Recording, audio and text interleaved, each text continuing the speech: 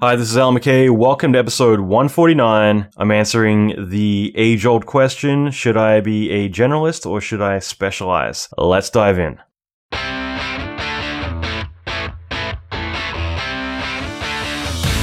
Welcome to the Alan McKay Podcast. Alan is an Emmy Award-winning visual effects artist and mentor to many leading industry experts. Listen in as Alan talks with other industry leaders in film, video games, and visual effects about their experience, lessons, and methodology. Alan will teach you pivotal advice to fast-track your career, better your skills, and reach your ultimate dream job. Check out the latest episodes on alanmckay.com. Hi, this is Alan McKay. Welcome to episode 149. I'm speaking with me. This is a solo episode, so I'm really excited about this. This is going to be a lot of fun. I'm going to get into a really big subject, which is one that's come up very frequently recently. I just did a launch for the FXTD mentorship, and I got a lot of email that I responded to a lot. I'm really proud about that, but I got a lot of email specifically asking, should I be a generalist or should I specialize? Which one should I do in my career? So I wanted to dive deep into this episode and really, frankly, answer the shit out of this question. And hopefully from here onward, I can kind of just point back to this episode whenever people have this question.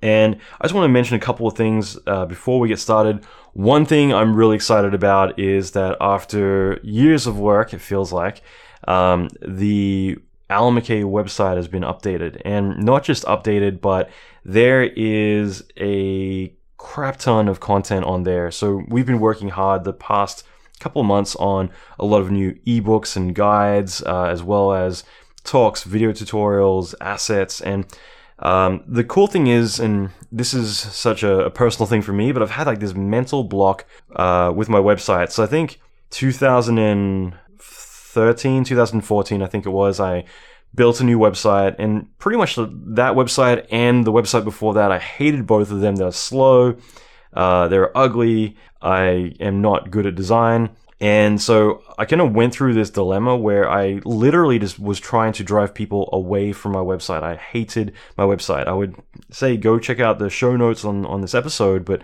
I felt like saying, don't click anywhere else on the page. So finally, I've now built a website that is fast loading. It's full of content. It's something that I wish I had when I was starting out my career, and I still think is very valuable for everyone as well. And the cool thing is it makes me excited about putting up fresh new content. And I'm already had a big meeting last week, already going through, rethinking a lot of how I'm going to be doing things moving forward. And that is going to affect the podcast. It's going to affect YouTube, which I've kind of been trying to figure out time to put into, because I'm also doing my courses and everything else.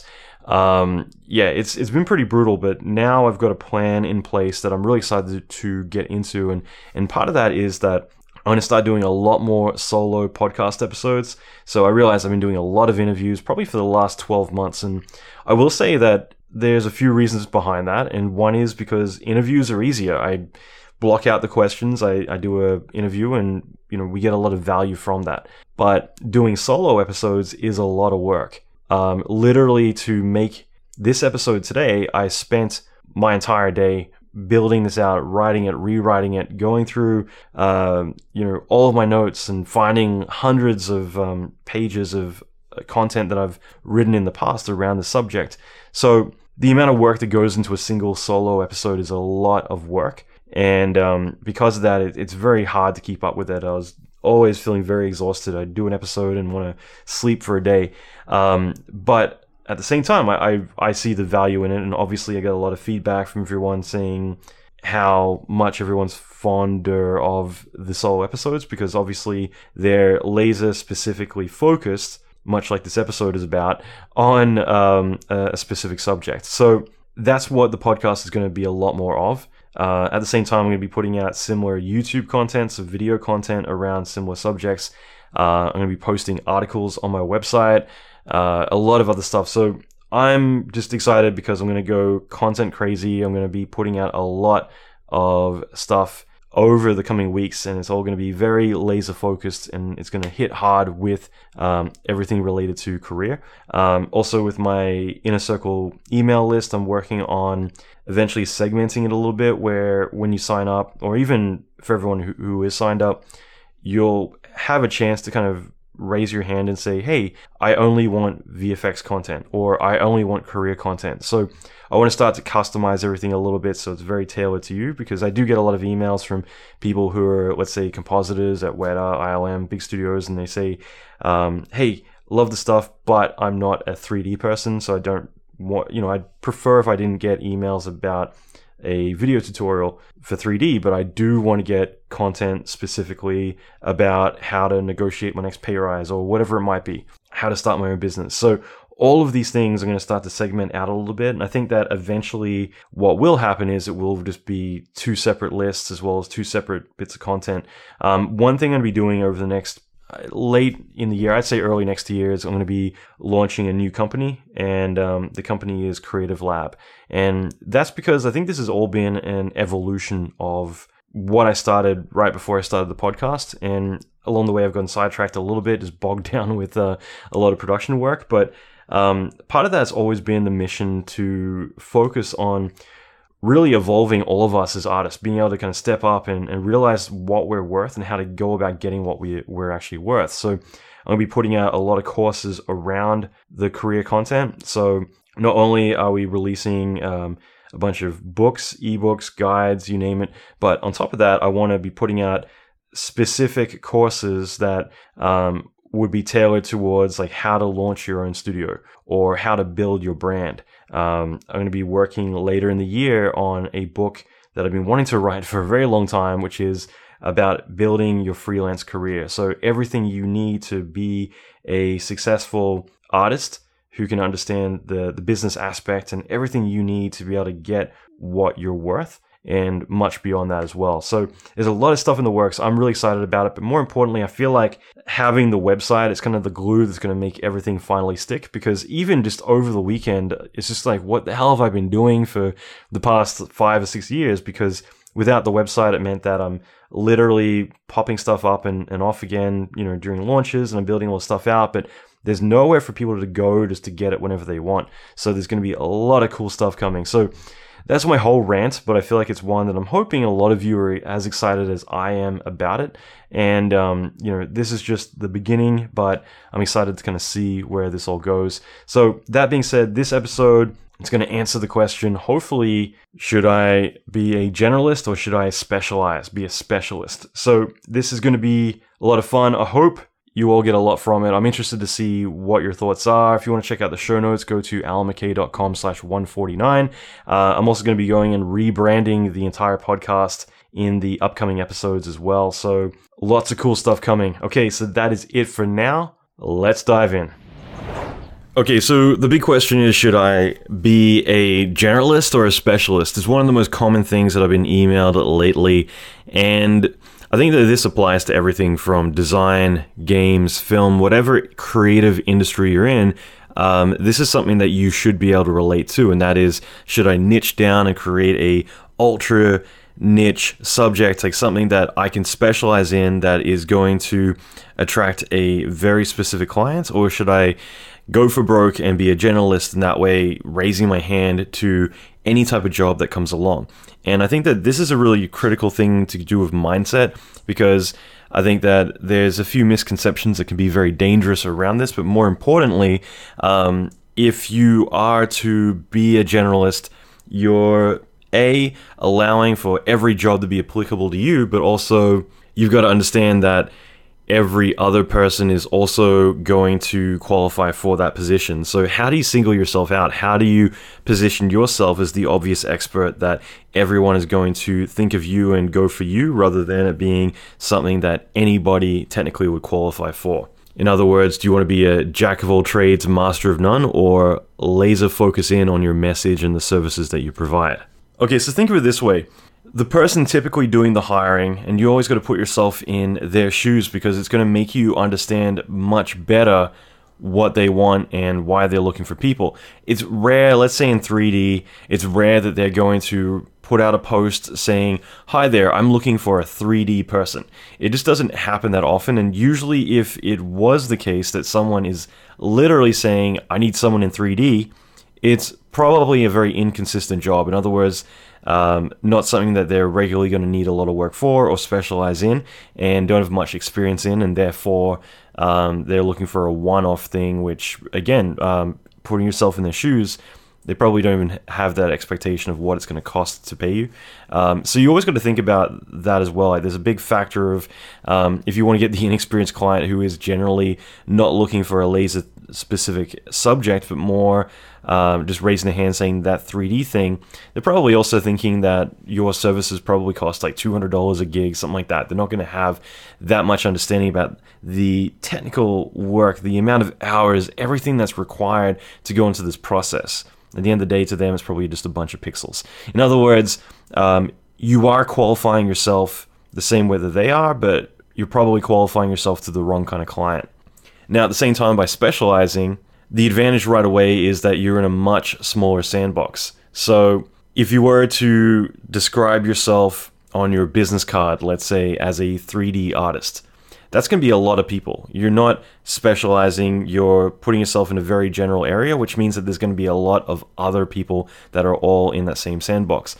Instead, saying, hi, I'm an effects TD, specializing in, let's say, large-scale water simulations, it's much easier for you to stand out by defining yourself that specific. The ultimate goal of specializing is to become the go-to person, whether it's the go-to person for the entire world, or specifically just for your city, or maybe it's even as small as just in your client's rolodex or contact list or whatever it might be. In other words, you want to be the right person that person is always going to go for, because they're going to think of you whenever they have that need. Whenever they have that problem, they're looking for a solution, you're the go-to person. Okay, so again, putting yourself in the shoes of the client. For us, typically, when we're hiring to solve a problem. We don't get a movie greenlit and then we say, okay, I need a bunch of 3D guys. Yes, we'll bring on some generalists to fill out some random tasks. In other words, there are going to be things surrounding all the main areas that we're looking to fill that we're going to need support people and people who can handle whatever random tasks that come up.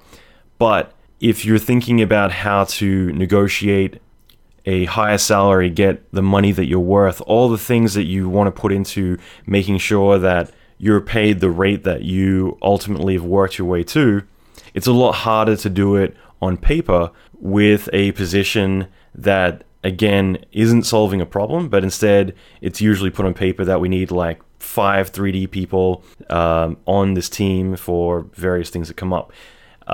Those sorts of positions, as they're put down with a set budget of, let's say, $450 a day or whatever it might be that they're looking to pay those people.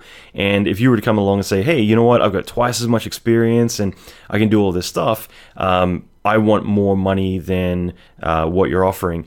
Typically, this isn't a position that you can negotiate because it isn't one of those pain points. Their pain point, let's say, is that they're doing a big movie and it's a big creature flick and they got a lot of destruction, a lot of creature stuff, things like that. Their pain points are going to be, how are we going to handle the destruction? How are we going to handle the creature? How are we going to do all that stuff? Being more of a generalized position, if you say I want twice as much money as what they're offering, they're going to look at that like, okay, well, let's just hire the next guy, because this isn't a pain point for them. It's we need to tick these boxes and focus on these other key criteria. So flip it around with a specialist position. When you're hired for these positions, let's say we need a creature modeler to sculpt out Godzilla. We need an effects TD to create the big nuclear blast that Godzilla's kind of born in or mutates in. We need a dynamics person to create the big city destruction sequences, an animator for the big creature fight at the big finale of the movie. All of these things are typically where they're looking for the right person who can fulfill that task, and that to them is the biggest pain points that they're putting their focus on. Those are areas that you can negotiate a lot more. You can say, hey, I'm coming on after working on all of these projects and I'm the person for the job. And it's a lot easier to say, you know what, okay, you're a little bit outside of our budget, but we can borrow from other areas. And that's where typically they're going to dip in a little bit and, maybe underpay in the more generalist positions because they need to borrow from that for the specialist positions. So that's the key point I'm trying to get across here, is the more specialized you are, as long as it is hitting the pain point that they're trying to resolve, you're going to have carte blanche. You're definitely going to be able to command the fees that you deserve. So in other words, these specific roles are specific problems, and because of that, they've been identified, and also means that there's money as well as time assigned to all of them, and therefore its worth is assigned to it as well. Whereas a generalist role, typically it's going to be, we need 5 generalists for all these tasks, and that's going to be a very difficult point to negotiate around the budget, as there's dozens of other people waiting right behind you to chase that position. So the thing is that you can still get good money being a generalist. There's nothing wrong with that, and I want to make that clear that I'm not trying to do a beat down on generalism. I'm going to be leading towards more how I see all of these positions and how they tie in. But the key thing is that if you do want to get the money that you're worth and all the things that you're worth, it's harder to negotiate this with a fresh team. So in other words, typically when you work with the same client for a longer period of time, you're going to get what you're worth over that time. In other words, if you keep working with the same studios, they get to see your benefit, they get to see your price, your fee go up over time. But that doesn't apply to people when they're first starting out. They can't command those fees or get really what they're worth. It's only going to happen over the duration of the longer you spend with a specific client. And of course, as soon as you leave, change, or take on a different client, you've got to build that rapport and prove that worth all over again every single time. So it's a lot more built around relationship rather than it being a key negotiation point that you can really apply to their problem. And I'm always going to go back to the problem, because that is how people hire. They have a problem, they're looking to tick all the boxes. People don't hire an emotion or do anything like that. They're specifically saying, I've got a dozen of these things I got to do, and I need to find the right people who are going to get the right job done. And certain things are bigger pain points than others. So one thing I want to bring up is that ultimately, as you specialize, what you're really doing is you're building towards your brand. You're putting in steps that are towards building out that brand. So it's kind of funny, but I can think of a dozen different subjects in the creative field, and any of these subjects that I bring up, key names keep coming to mind. In other words, if I were to say, who is a really amazing character model or character designer who makes realistic human characters, I can think of a couple of people right off the top of my head who are amazing gods at what they do when it comes to this area. And if I were to think of brilliant effects artists, again, I can think of key people that pop to mind. If I was thinking of phenomenal character animators or environment artists that create the most surreal, amazing, realistic environments, these are all things that people have put in the work, put in the time to carefully be able to associate their name with that subject. So when you think of that subject, whatever it might be, creating amazing water fluid simulations, for instance, instantly you're going to think of that person. And that's not by accident, that's by putting in the work, the time to do that. But if you were to change that to generalist, if you could think of someone who's really good in 3D or really amazing in Photoshop, it's a lot harder to have those names resonate right away. It's not something that will commonly come up.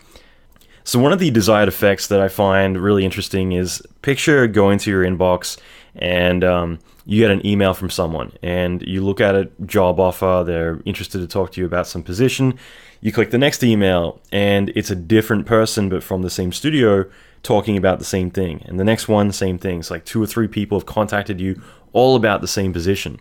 So that's really interesting, because what's really going on there is that you ultimately want to always be in this position where, let's say they sit down in a meeting, a new TV commercial got greenlit, and the big challenge they have is, oh my God, how are we going to create this massive tsunami effect?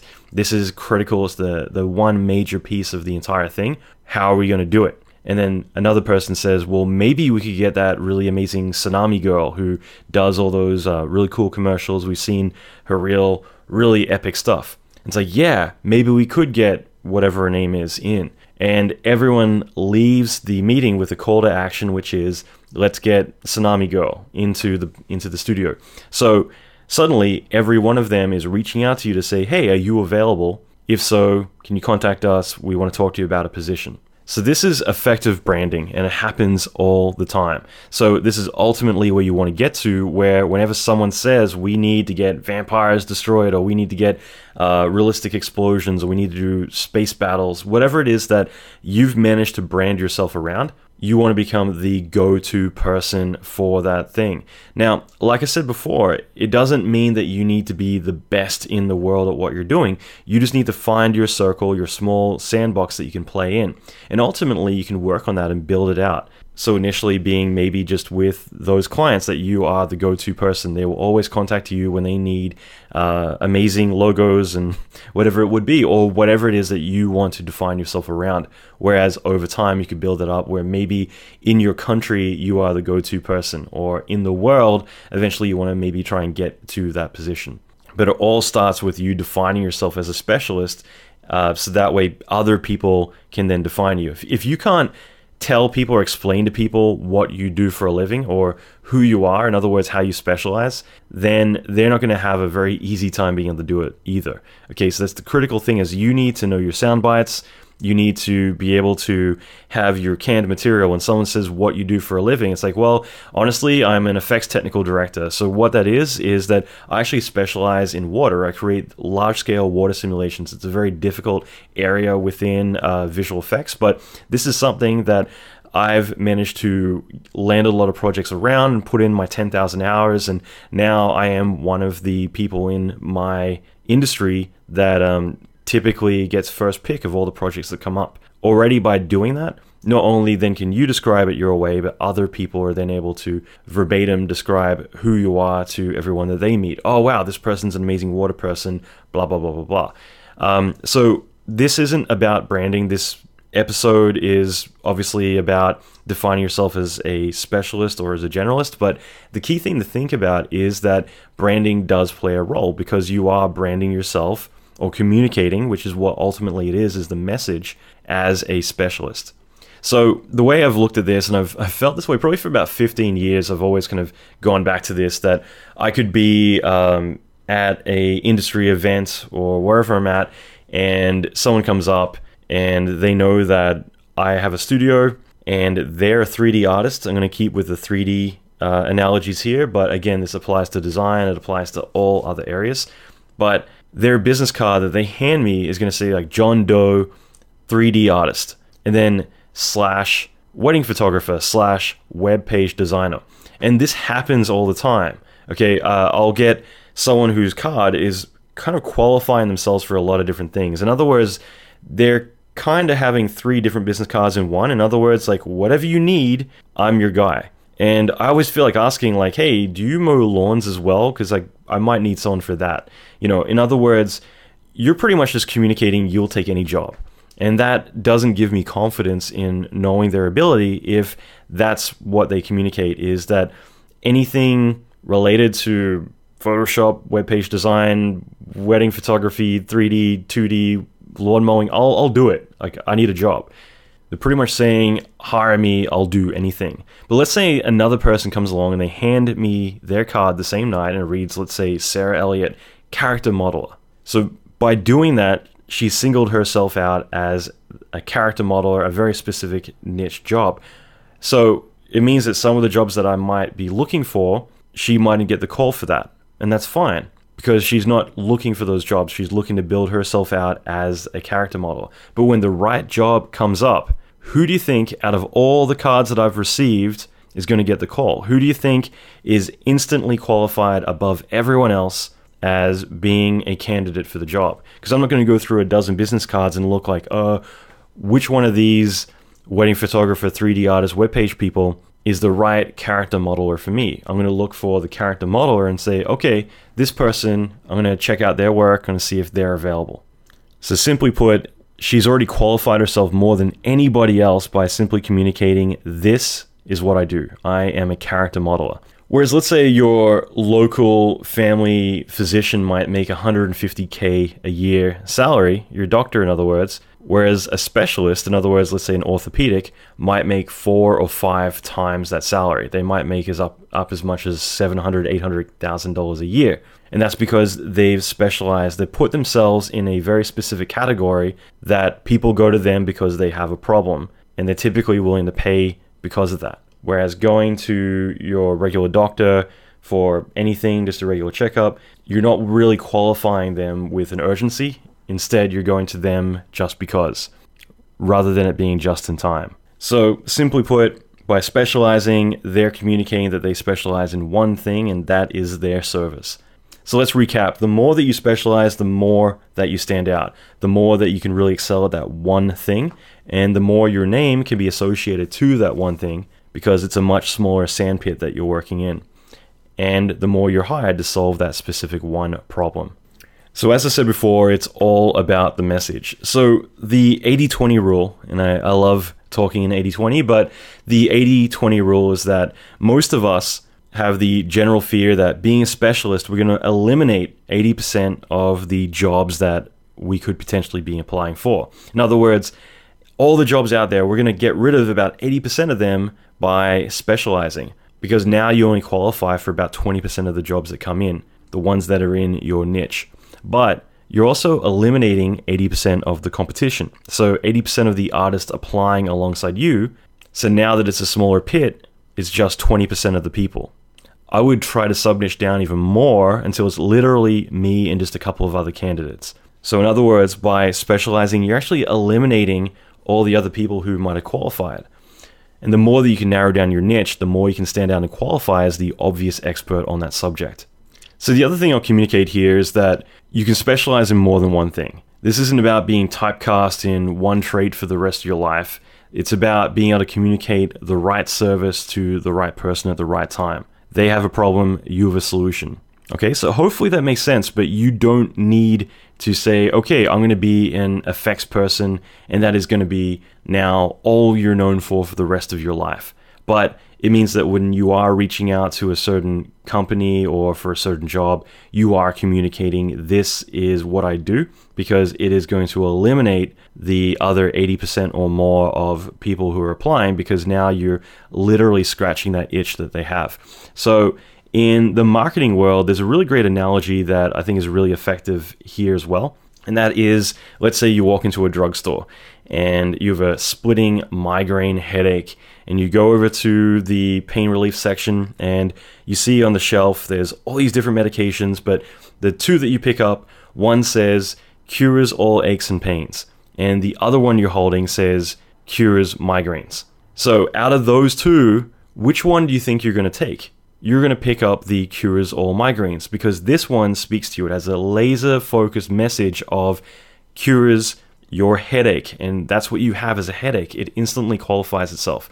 It doesn't matter if the other one was better or anything about it, the other one doesn't qualify as well because it's more generalized, okay? So the interesting thing when it comes to marketing and branding in particular is that a lot of companies will put out identical products. They'll put out one that will say cures all aches and pains because it's going to qualify 80% of the people that pick it up. Whereas then there's going to be another bottle, which might be the identical product, but the label is different. It's going to say cures migraines or cures foot odor, whatever it is that your problem might be. If it does it, it's going to have a single message of saying, I am the one for this. Because when you're looking at all the other drugs on the shelf, if this one is communicating exactly the problem that you have as a solution, you're going to pick that up. So that's usually what happens with toothpaste, with shampoo, with pain medication, all of these different things. They might be identical product, but they're all different labels that are saying what specific problem you have, because it knows it's going to qualify itself better than any of the products that are on the shelf. And this is what you need to do when you are able to do your due diligence and realize who it is that you're reaching out to, or who is your typical client that you want to get. The more that you can communicate that you are the qualified person, you are the one that is the right migraine medication for them to cure their headache, then you're going to step up front as being the head candidate out of everyone else, because everyone else typically is going to be the cures all aches and pains. Everyone else is going to be the generalist that will probably get the job done, but they haven't communicated the exact solution to the problem that you're stepping forward and doing. So finally, something that I wanted to get to that I think is really critical too is that just because you're a specialist doesn't mean that you start out as a specialist, okay? So I don't want anyone to walk away from this episode thinking, well, Alan basically said that specialists are the best and you don't want to be a generalist. Whatever you do, don't be a generalist. That's not what I'm saying at all. The way I see it, and the way that pretty much every one of my guests that I've discussed this subject with on my podcast has seen it as well, is that it's better to start as a generalist and evolve into a specialist over time. In other words, you don't from day one look at 3D and say, hey, I'm going to be a character animator, or hey, I'm going to be a effects person. And then that's all you do from day one. So when I first moved to the States, that was one thing I was kind of shocked about, was that the industry here was big enough that there were people who were literally going to 3D school, learning their one thing, and then they leave and go work on that one thing, and that's all that they do. Now, this is where it can be dangerous, because if you look at generalist versus specialist and you don't see it as an evolutionary thing, in other words, if you just see it as, I'm going to go and be this thing, it's going to cause problems for you down the line because you didn't ever learn the foundations. So in the 90s, every artist, I think, outside of the US really had to do everything. You had to be a generalist. If you're from Australia, if you're from Brazil, if you're from Germany, you need to know everything. I would always take on effects jobs as they came in, but I also did everything else. I was a character animator on Max Steel. I would do lighting environments. I would animate logos. I would do it all. Eventually, I did specialize, become an effects artist or an effects specialist, and eventually go down that path. But I did my time as a generalist and evolved into what I naturally excelled at. So that was the problem, is then I moved to the States and I'd be supervising projects over here. And that was something that was really interesting, is that because 3D or visual effects had been around longer in the US, it was also a lot more people doing it. 3D schools came along way before they ever did in Australia, let's say. That meant that people could just step into those roles. And I was kind of shocked when I would start working on jobs and I would ask someone like, hey, can you adjust the texture map here, or can you tweak the shader, or can you render out these passes? And they would look at me like, I don't know how to do that stuff. I'm an effects person, or I'm character modeler, and that's all I do. And anywhere else I'd been in the world, it was always quite different, where you would know how to do all that stuff and then naturally you progress into a specialist down the line, but you still had the foundations that you had worked and learned to be a generalist along the way. So this is why it's an evolution. And we should all really learn the foundations and naturally evolve into the areas that we excel at.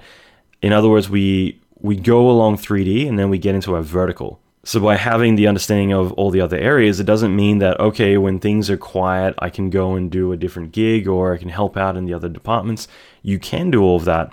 But more importantly, it's about knowing in the pipeline where your work's coming from and where it's going. So again, I'll use effects because I came from effects, but in this situation, knowing that I'm an effects person, I can communicate to the modeler about, hey, you know what, like make sure all your tries are quadded, can you re-topo things that are a bit cleaner, make sure they're all closed, do an STL check to make sure that there's no leaks in the model, because I need a concave closed surface to do dynamics on.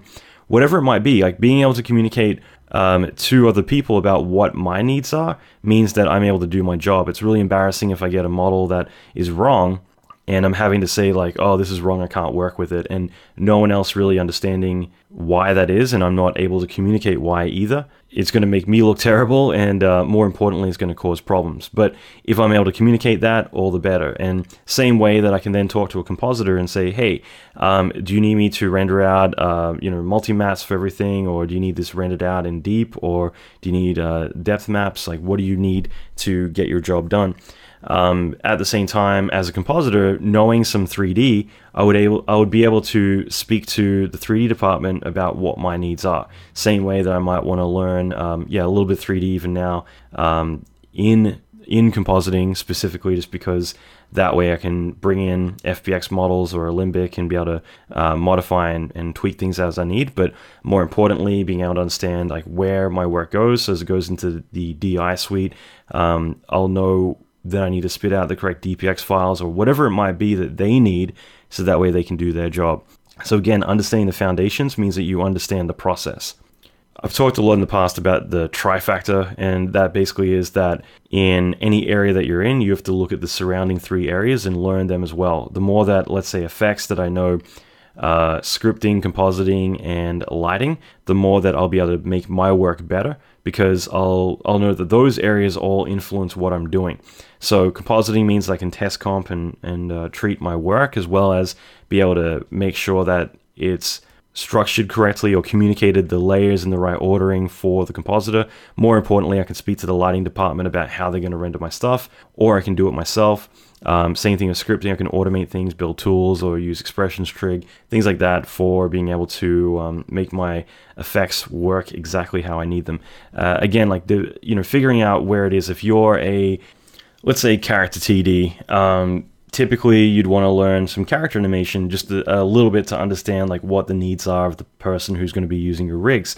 In addition to that, though, you might want to learn some scripting, so that way you understand expressions as well as building out tools, that sort of thing. And I guess with character TD work, maybe modeling as well, because again, you want to be able to communicate to your modelers like, hey, I need a lot of definition in, let's say, the shoulders and the back, because as the character moves around, we're going to get a lot of weird creases around there. We need a lot more topology, whatever it might be. So the more that you understand your surrounding areas, the better you can perform, and the better everyone else understands what you need, and also what you need to do to get other people the work that they need.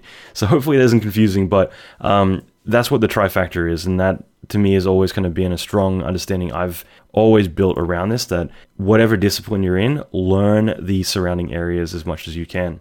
So I've already mentioned this before, but this is more than just a title, okay? So just because you're good at one thing doesn't mean that you're not allowed to be good at other things too. Just because you specialize in one area does not mean that you're pigeonholed to do that for the rest of your life. All you're doing is you're promoting one service for that specific one thing that you're looking to seek out, and you're building your brand around that subject.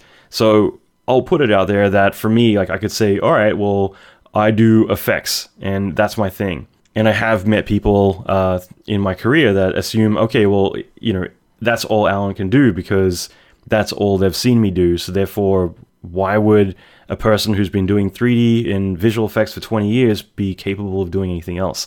Okay, so I find that really interesting, but that's typically how some people might think. But ultimately, you can be a specialist in as many areas as you want. I mean, there's been projects where I've literally spent like 2 years of my career where I didn't even do any 3D. I specifically just produced, as well as did a lot of on-set visual effects work. And there's been times where I started directing commercials in a few different cities. I do a lot of talking these days in business, in a lot of big mastermind groups and at conferences that have nothing to do with film. Like, they do not know what the hell I even do in this industry. And of course, I've got a podcast which is focused on all types of creatives, not specifically visual effects, and more empowering people, I like to think, into getting what they're worth. In other words, realizing that they can break out of the norm and really go for their full potential. So there are many different areas that I put my time into and I devote my time to, but I could easily say, well, okay, I do effects, that's all I do, but why would any of us want to do that? However, if I'm chasing and pursuing an effects job, I am going to put ahead my effects credentials. I'm going to offer up what I can do for them. If I'm speaking about a completely different subject, I'm going to communicate the services that are right for them. In other words, what I can provide for them, what are my qualifications that are right for that position. So don't ever think that you're throwing out everything you know to now only be pigeonholed into one thing. You can always leverage everything that you have so far. Like, I'm happy to hire people who are new to the industry, who are 30 years, 40 years old, who are looking to transition and switch careers, because even though they might be starting from scratch, they have a lot of life experience that they can apply to what they're doing and be able to salvage a lot of that as well. So just to recap on that, you can be an expert in a dozen different things. It doesn't mean that you're an expert in one thing and that's all you are for the rest of your career. So looping back to the subject of pigeonholing, I only realized this recently. I mean, just in terms of the actual term pigeonhole or pigeonholed and how it's meant to be such a negative thing. So early in my career, a lot of my friends were all animators and I was the effects guy. So it would have been like 18, 19.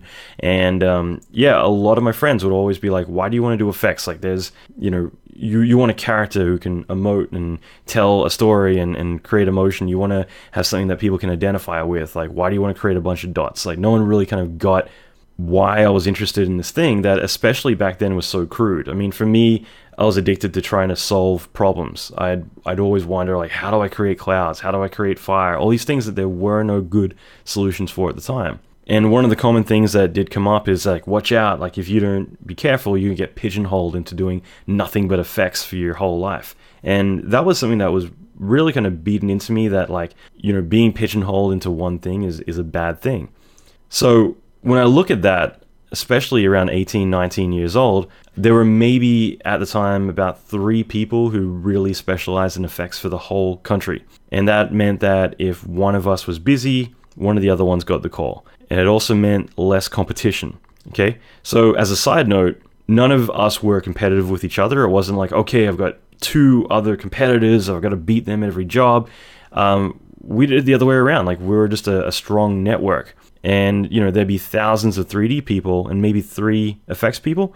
So it just meant that if one of us was busy, we'd recommend the other guy or the other girl.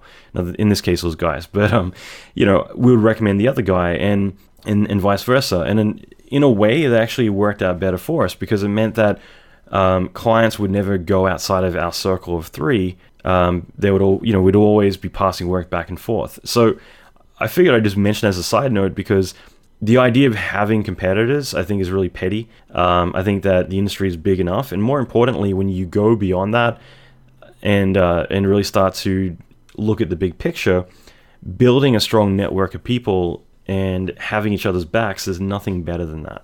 So you got to look ahead in a lot of ways. But either way, by putting myself in this niche that, God forbid, I might get pigeonholed in, it meant that there was such a small network of people that could do the work, opposed to me trying to compete for a job against like thousands or tens of thousands of people.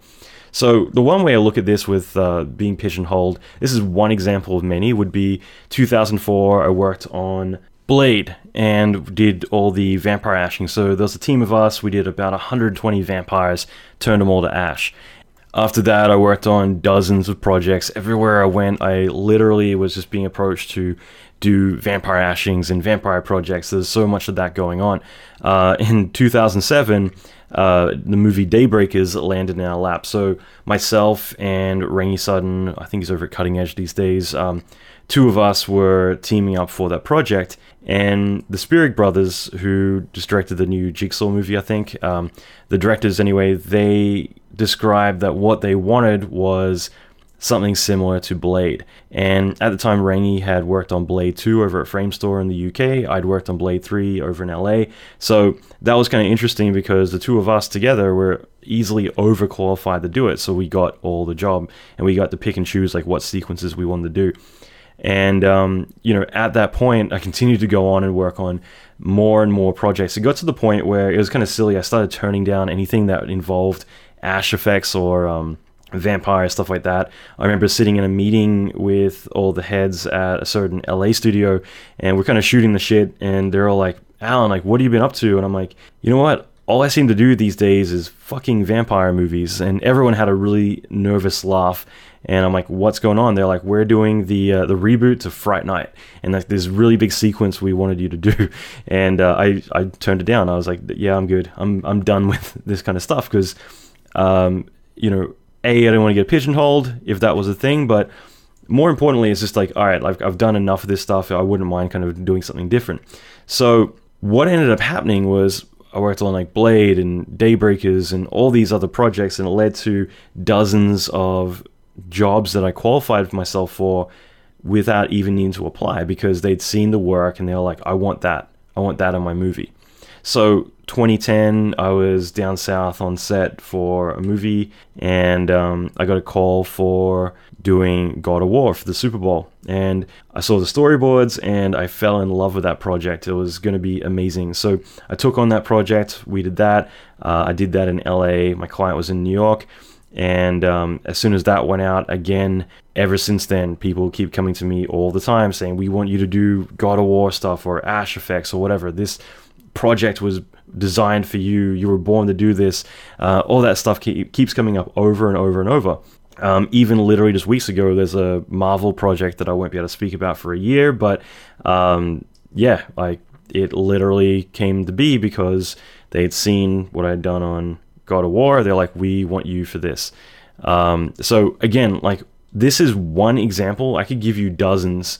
Just with CG Fire, ILM, Digital Domain, Rhythm Hues. Like Rhythm Hues at one point, were looking at creating a fire department, and they had, up until that point, always created their own proprietary software. And they finally had a decision that they were gonna, like, why reinvent the wheel? Like, let's see what's out there. They came across my work. They're like, Alan, would you like to create the fire department for Rhythm Hues? And we'll use 3ds Max Fume Effects and start doing all the fire through our pipeline. So Digital Domain, similar stories. ILM, I was really surprised on my very first day. Everyone's like, you're the fire guy.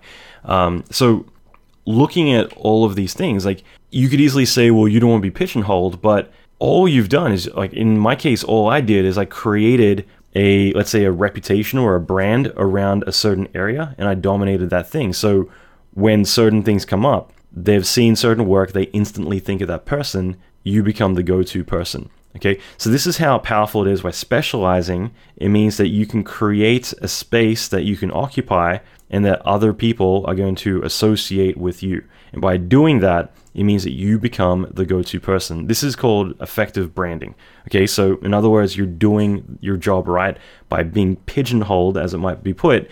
You're pigeonholed into getting all the jobs. That doesn't sound like a bad thing. And as I mentioned fire and ash as being two of these, but this means that every job that comes up, or at least at that time, I was instantly qualifying myself for. And these are just two examples. So you can't, or you don't have to be in one niche. You can niche yourself out in a dozen different areas. You just got to do it effectively. Okay, so being pigeonholed isn't a bad thing. It means that you've effectively branded yourself in a way that you're going to get the work first. You're going to be the person approached to do the jobs. You're not limiting yourself to one thing. You're just communicating a message of that specific service.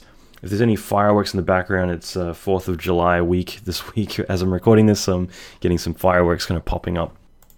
Okay, so a couple more things. A book I wrote earlier this year, The Ultimate Guide for Making a Successful Demo Reel.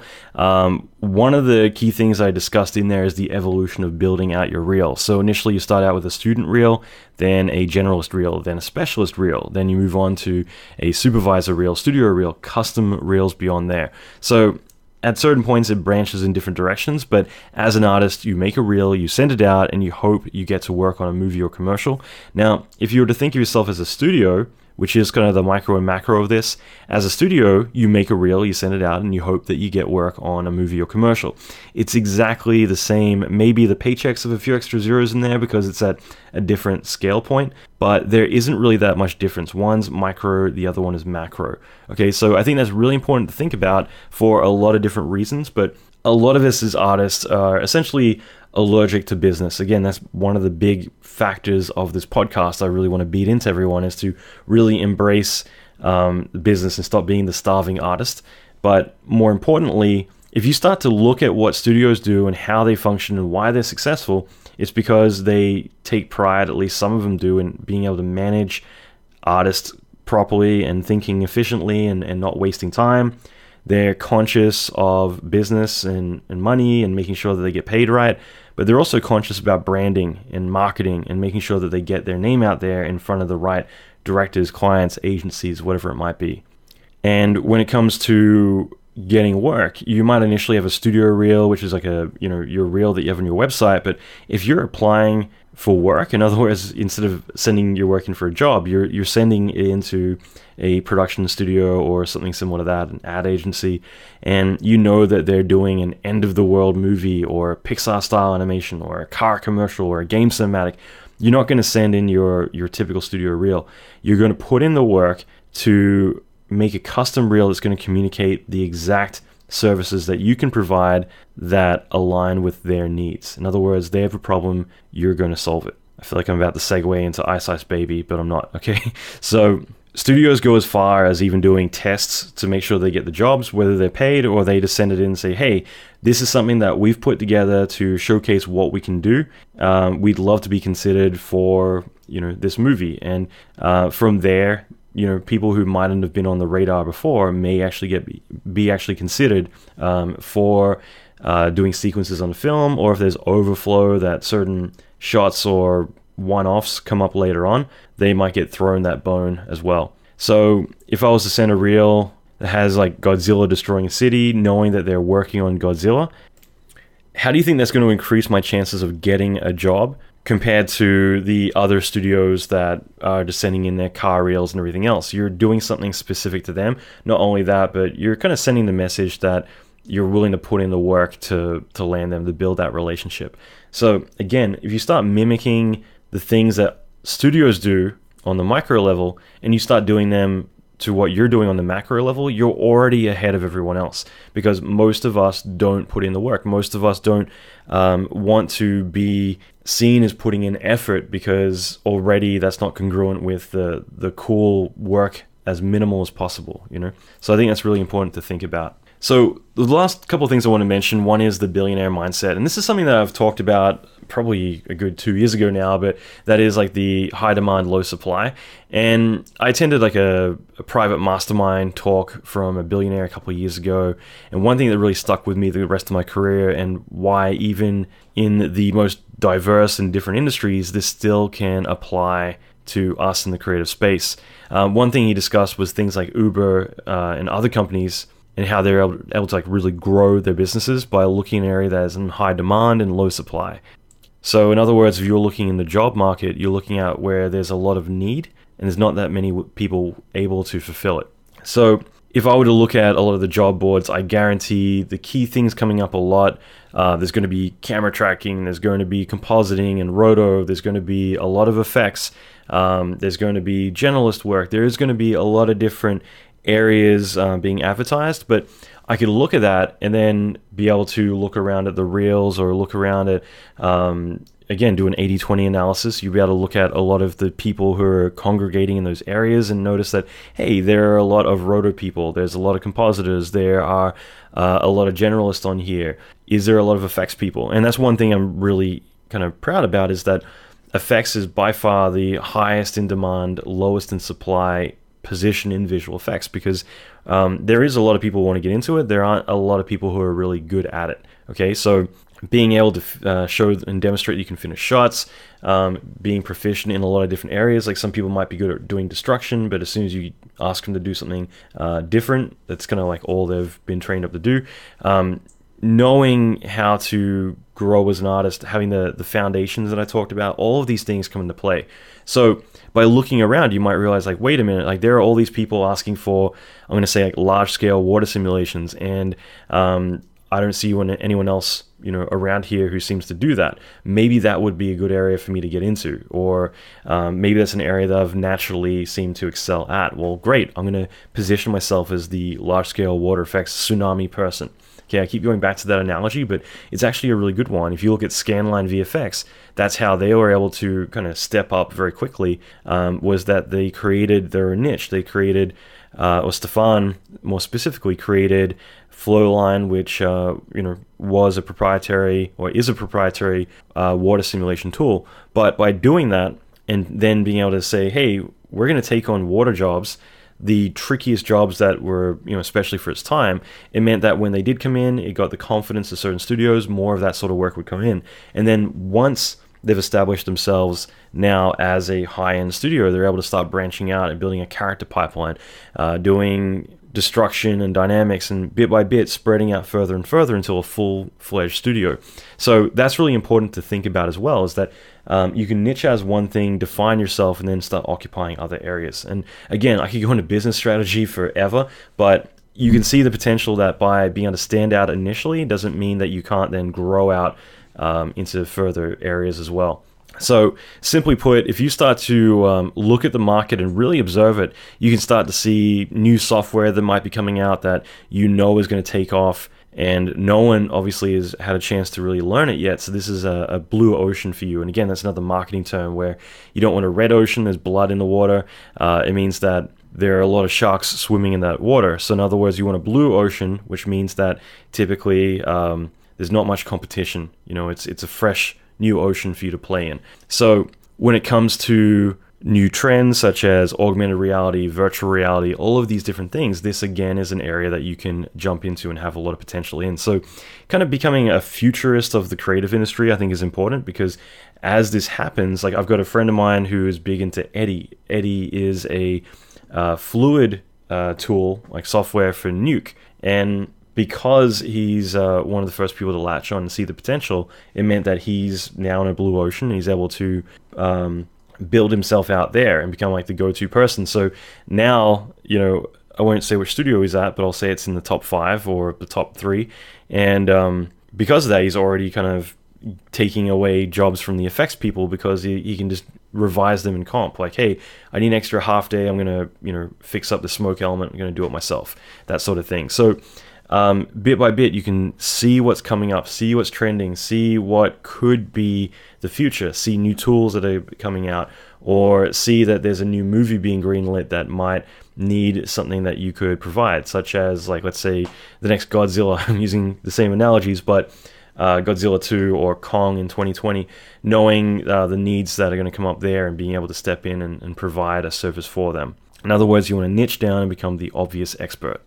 So let's just recap on this, because I think it's really important, but at the same time, like, I've communicated what I wanted to here, which is that it isn't about being specialist or generalist. It's really that a specialist is the evolution from a generalist. You could remain a generalist your whole life, but again, it's the same way that if you want your entire 30-something years on the box in 3D, you could stay on the box, or eventually you could move up to being a supervisor, or stepping out into working on set, or you could create your own short films, become a director, whatever you wanted to do. There's a lot of evolutionary steps you can take. But some people will stay as a 3D generalist on the box their entire career, and there's nothing wrong with that. But keep in mind that, again, the more strategic you are, the more that you look at, hey, you know what, I've been a generalist, I've learned the foundations, I'm naturally evolving into doing this one additional step, such as being a lighting artist that creates photorealistic environments. This is something I love doing, this is what I'm going to do. Great. Start to move into that area, start to niche down and learn that area, learn your trifecta, so learn the rendering, the shaders, and you know, maybe effects for atmospheric effects, things like that. Whatever it might be, comp, your surrounding 3 areas, in other words, these are all critical as well to what you're doing. But the point is to specialize, to single yourself out, so that way when you're going for jobs, you can say, I am the person who does photorealistic lighting for sci-fi environments, or whatever it might be, and bit by bit kind of etch onto Star Wars and those sorts of movies. Whatever your thing is, this is a chance to be able to niche down, go vertical on what you do, and really own and occupy that area. And by doing that, it means eventually you're the one who's going to get the calls. You don't want to continue to have to apply for jobs your whole life. You want to get to a point where you open your inbox and you pick and choose the projects that you want to do. You want to position yourself as the obvious expert. And by doing so, you're eliminating the competition. When you start getting roles created for you, rather than you applying for a job, no one else is applying for a job that's specifically catered to you. Not only that, but it means that you have the negotiating power. When a job, role, or position is created specifically for you, chances are that you have a little bit of wiggle room when it comes to negotiating your rates and all of the things that come with it. So remember, you can be a specialist in all areas. You don't need to just be one person pigeonholed in that for the rest of your life. But more importantly, remember, pigeonholing isn't a bad thing. All it means is you become the go-to person for that. It means that all the jobs coming up, you're going to get. And it doesn't mean that you can't be pigeonholed in several different areas. All you're doing is effective marketing. So finally, remember that when it comes to being a specialist, all you're doing is realizing that a certain person that you're communicating with has a problem, and you want to qualify yourself to be the only person to be able to solve it, to be the 20% eliminating the other 80% of the competition, and then stepping forward even further by niching down Okay, so that is it. I'm going to leave it there, but hopefully you found this beneficial. Hopefully you got a lot from it, and I'm interested to see what your thoughts are on this. At the same time, like, I'm careful to make sure that no one misinterprets any of this, because again, it's very easy to say, well, Alan's like bashing on generalists, and I'm like, no, I'm actually bashing on specialists, if anything, saying you don't want to step into being a specialist from the get-go. It's an evolutionary step. Okay, so that's the critical thing to remember here. All right, so I'm going to leave it here for this episode. I'm going to be back next episode with more great stuff. One thing is, check out my website, alanmckay.com. I'm really happy it's finally done. There's so much content on there. I'm going to be putting up so much more very, very shortly. But check out the website, and I'm going to be back next episode. I'm going to be putting out a lot of solo episodes. There's going to be a lot of little changes happening, and big changes as well, with the website, with the podcast, with YouTube. Pretty much almost every single day I'm going to be posting new content, new talks somewhere online. I've got a big plan in place. It's all starting to roll together finally. Okay, so I'm going to leave it there. I'll be back next episode. Until then, rock on.